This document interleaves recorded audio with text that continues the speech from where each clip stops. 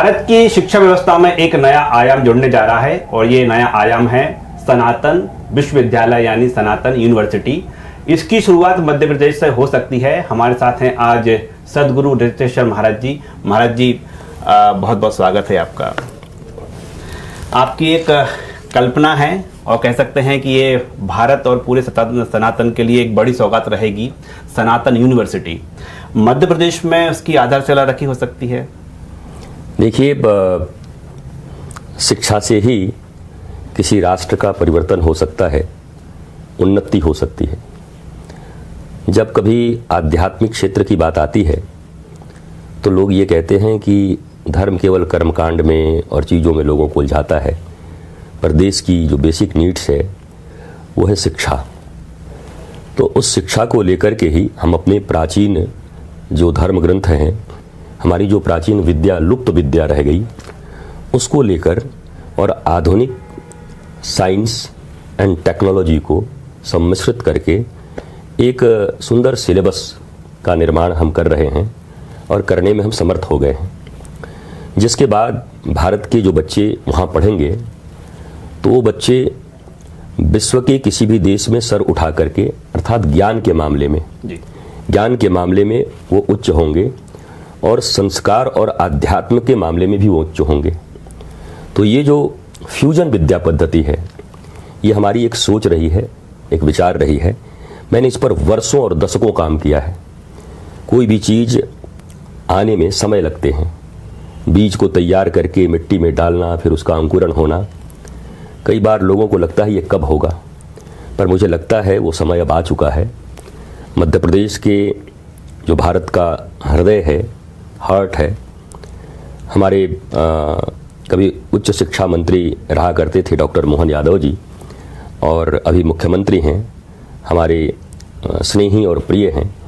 कल हमारी मुलाकात हुई है और बड़ी भाव से हमारी कुछ बेसिक चर्चा इस पर हुई है। और मुझे लगता है कि शिक्षा के लिए और शिक्षा के क्षेत्र में जितनी भावना मेरे भीतर है, उतने ही डॉक्टर साहब के भीतर भी है, मोहन यादव जी के भीतर, क्योंकि उन्होंने बहुत काम किए हैं शिक्षा मंत्री रहते हुए भी। कैसे सनातन संस्कृति को उसमें सम्मिलित किया जाए, प्राचीन विद्याओं को लाया जाए, और ये एक बहुत बड़ा कॉन्सेप्ट है जिस पर मैं कम से कम 1 दशक से काम कर रहा हूँ। ये सिलेबस बनाने में भी कितना समय लगा होगा। तो मध्य प्रदेश में मुझे ऐसा प्रतीत होता है कि ईश्वरीय इच्छा हुई, क्योंकि बाकी तो सब मुझे तय ही लगता है। तो मध्य प्रदेश में शीघ्र ही हम सनातन विश्वविद्यालय के शिलान्यास की घोषणा, और सारा देश और दुनिया इसको देखेगा। ये मंगल समय जब कोई साधु संत शिक्षा के क्षेत्र में, साइंस एंड टेक्नोलॉजी के क्षेत्र में, और अपनी सनातन संस्कृति और राष्ट्रवाद की शिक्षा को लेकर के आगे बढ़ रहे हैं, और ऐसे यशस्वी मुख्यमंत्री हमारे देश के प्रधानमंत्री आदरणीय श्री नरेंद्र मोदी जी, उनका भी भाव इस दिशा में है। तो मुझे लगता है यह जल्द ही अब सपना साकार होगा।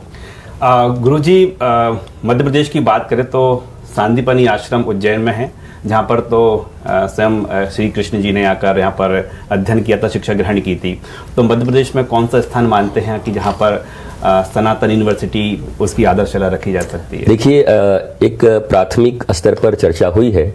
मुझे लगता है कि थोड़े दिन और लगेंगे, कुछ ही दिन लगेंगे, और एक हम बेहतर जगह, जहाँ प्रकृति की दृष्टि से, ऐतिहासिक दृष्टि से, संस्कृति की दृष्टि से जो सबसे उपयुक्त स्थान होगा, उसका चयन हम कर लेंगे और हम इसकी घोषणा करेंगे। हाँ, ये बात सत्य है कि हमारे मथुरा से भी भगवान श्री कृष्ण उज्जैन में ही आए शिक्षा के लिए, अगर एक मानवीय अवतार के रूप में देखें तब। तो मुझे ये भी लगता है कि शिक्षा की जब बात हो, सनातन कल्चर की जब बात हो, साइंस टेक्नोलॉजी, क्योंकि यहाँ आकर के 64 कला उन्होंने सीखा, बोला अल्प समय में ही 64 कलाओं की विद्या ले ली। और हमारे गुरुकुलम में ऐसे ही समस्त कलाओं को पहले पढ़ाया जाता था।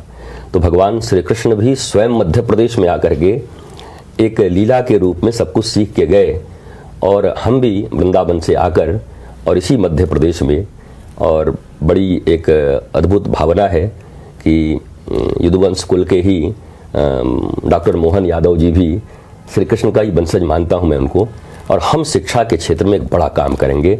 हमारी जो भावना है दोनों की, वो एजुकेशन को लेके बहुत स्पष्ट, और मध्य प्रदेश का विकास, इसके द्वारा भारत का विकास और पूरे संसार में सनातन संस्कृति, साइंस एंड टेक्नोलॉजी का परिष्कृत स्वरूप जो मनुष्यों में विकृति पैदा न करे बल्कि संस्कृति पैदा करे, ऐसे अध्ययन का केंद्र हम खोलने जा रहे हैं। आप साइंस की बात कर रहे हैं। दरअसल माना जाता है कि सनातन से जुड़ा हुआ कोई मामला है तो वो अध्यात्म की ओर होगा, लेकिन आज का जो दौर है वो एआई का युग है, डिजिटल का युग है, तो समावेश कैसे रहेगा इसका? देखिए, टेक्नोलॉजीज हर युग में रहा करती हैं। अगर हम राम रावण के युद्ध को देख लेते हैं तो वहाँ टेक्नोलॉजी का विस्तार आप देख लीजिए, महाभारत में देखते हैं तो टेक्नोलॉजी का विस्तार देख लीजिए। अभी जिस दूरदर्शन या हम इस की चर्चा कर रहे हैं, जहाँ पर आपसे बातचीत कर रहे हैं टीवी चैनल के ऊपर में, तो संजय के समय में भी आप देख लीजिए, वहाँ भी लाइव हो रहा था कथा। तो टेक्नोलॉजी तो हर समय रही है। तो टेक्नोलॉजी और आध्यात्म अलग अलग नहीं है। आध्यात्म का अर्थ है शरीर से ऊपर उठकर मन की विद्या को, चित्त की विद्या को, अपने समस्त विद्या को जानना। जो एक्सटर्नल टेक्नोलॉजी है और इंटरनल टेक्नोलॉजी है, दोनों का कॉम्बो सिलेबस हमने तैयार किया है। एक्सटर्नली हम 21वीं शताब्दी में हैं, हमने बहुत कुछ तैयार कर लिया है, पर मनुष्य अशांत हो रहा है। वो शांति कहाँ से आएगी? जब वो इसके इंटरनली उसके टेक्नोलॉजी का फिर से विस्तार होगा, क्योंकि वो हमने खो दिया है। हम ना मन के विषय में समझ पा रहे हैं, ना बुद्धि के विषय में समझ पा रहे हैं, ना चित्त के विषय में समझ पा रहे हैं, ना अहंकार के विषय में समझ पा रहे हैं, ना इंद्रियों से हमारा नियंत्रण रह गया है। तो ये भी तो एक टेक्नोलॉजी है, ये भी तो एक विज्ञान है, मन का विज्ञान। मनोविज्ञान तो आपका एक बुक भी है, हमारे यहाँ सिलेबस भी है। तो वैसे ही मन का विज्ञान, चित्त का विज्ञान, बुद्धि का विज्ञान, ये सारा विज्ञान, ये विज्ञान ही है और टेक्नोलॉजी ही है। दोनों टेक्नोलॉजी का जब कॉम्बो होगा तो बाहर की सुख सुविधाएं बाहरी विज्ञान पैदा करेगा और आंतरिक आनंद आंतरिक विज्ञान और टेक्नोलॉजी पैदा करेगा। तो ये एक सोच है और मुझे लगता है वैज्ञानिक भी इस बात को समझते हैं। थोड़े भी जो पढ़े लिखे वेल एजुकेटेड लोग हैं वो इस बात को समझते हैं कि आंतरिक विद्या के और टेक्नोलॉजी के प्रकाश के बिना मनुष्य कभी भी शांत और आनंदित नहीं हो सकता। उसके जीवन में अभाव रहेंगे, उसके जीवन में कहीं ना कहीं एक जो डिप्रेशन का माहौल है पूरे विश्व में वो बढ़ता रहेगा। तो ये पूरे विश्व के लिए हो रहा है, विश्व की मानवता पर इसका गहरा असर पड़ेगा कि एक ऐसा विश्वविद्यालय जहां आंतरिक विद्या के साथ साथ बाह्य विद्या का भी समावेश हो रहा है। गुरुजी, एक और आखिरी सवाल मेरा, ये वैसे ही यूनिवर्सिटी होगी कि दाखिला होगा, उसमें कुछ कोर्स रहेंगे, अलग अलग सब्जेक्ट के एक्सपर्ट रहेंगे, वो अध्यापन कराएंगे और बाकायदा डिग्री भी मिलेगी, जो कि डिग्री के बाद उनको रोजगार के अवसर भी उपलब्ध हो सकेंगे? देखिए, जो वर्तमान शिक्षा पद्धति है, प्रधानमंत्री जी ने कहा है कि अगले 10 साल में मैकॉले की शिक्षा व्यवस्था से हमें मुक्त होना है। तो वो विजनरी हैं, वो विजन मैं 20 साल से देख रहा हूँ।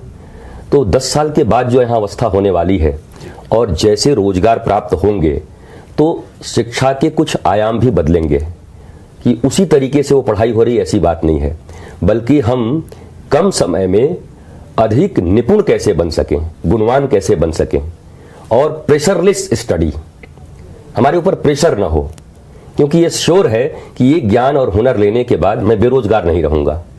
तो ऐसा भी हमने पूरा सिलेबस तैयार किया है। मैं चाहता हूं कि सही समय से इसका उद्घाटन हो और जब आएगा तो भारत के साथ साथ विश्व के लिए भी एक अनोखा होगा पढ़ाई कि एक ऐसा सिलेबस तैयार किया गया है। हमने इस पे 15 वर्ष लगाए हैं।